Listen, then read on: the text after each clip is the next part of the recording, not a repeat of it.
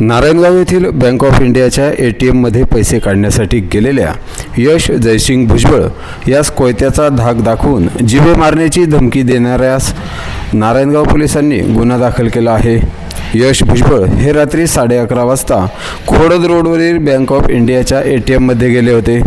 त्याचवेळी रोहन गणपत सपकाळ हा हातात धारदार कोयता घेऊन तेथे गेला व तुला कापून टाकीन अशी धमकी दिली।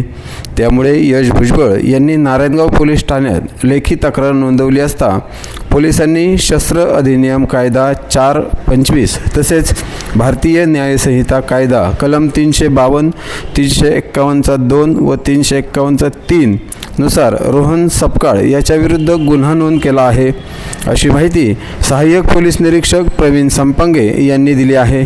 पुढील तपास हवालदार तळपाडे हे करत आहेत।